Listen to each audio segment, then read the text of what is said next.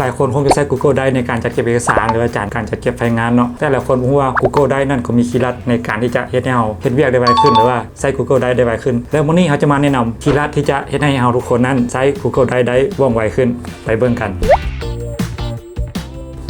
มาที่คีย์ลัดทำอีกเนาะเช่นว่าการสร้างโฟลเดอร์เนาะปกติทุกคนจะเป็นการคลิกขวาใช้พื้นที่ว่างมันบ่คลิกขวาแล้วก็ new folder มันบ่แม่นบ่ FOLDR 1มันบ่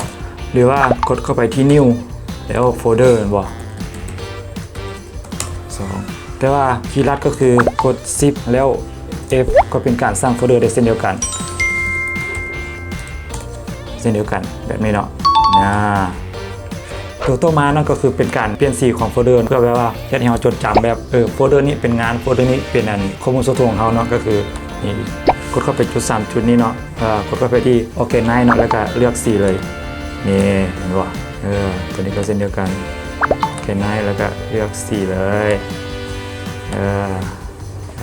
เพียงเท่านี้ก็สามารถจดจำว่าตัวนี้เป็นงานตัวนี้เป็นข้อมูลส่วนตัวแล้วเป็นวิดีโออย่างต่างๆนะก็ได้เช่นเดียวกันต่อไปจะเป็นการแบบว่าเปลี่ยนชื่อโฟลเดอร์เนาะเขาจะแนะนำก็คือปกติเวลาเราจะเปลี่ยนชื่อโฟลเดอร์เนาะส่วนใหญ่จะมากมาที่ขวาใส่โฟลเดอร์กด rename มันบอกname 1เนาะแต่มันจะมีคีย์ลัดก็คือเวลาเราสามารถคลิกใส่โฟลเดอร์แล้วกดตัว n มันก็จะฟ้องให้เราเปลี่ยนชื่อเช่นเดียวกัน name 2โอเคตัวต่อมาจะเป็นการจัดการเอกสารเช่นว่าการอัปโหลดไฟล์เนาะหรือว่าการอัปโหลดโฟลเดอร์เลยเนาะก็คือตัวอย่างการอัปโหลดไฟล์ปกติเราจะแบบว่าคลิกขวาเนาะแล้วก็อัปโหลดไฟล์มันบอกตัวนี้เนาะเราสามารถกด Shift U ตัวนี้ก็เราก็สามารถไปอัปโหลดไฟล์ได้เลยต่อไปก็เป็นการอัปโหลดโฟลเดอร์เนาะก็คือเราจะกด Shift I แล้วเข้าไปที่แล้วเลือกโฟลเดอร์เลยนี่เลือกโฟลเดอร์ที่เราต้องการอัปโหลดแล้วกดอัปโหลดเพียงเท่านี้ต่อไปเป็นคีย์ลัดในการสร้างเอกสารใหม่เนาะเช่นว่าการสร้าง Google Doc เนาะโดยการกด Shift T เนาะ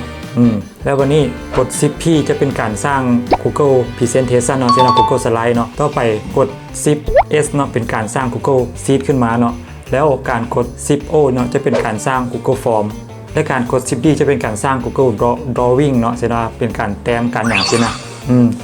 สำหรับการบันทึกเอกสารเนาะระบบมันจะแสดงให้เห็นว่า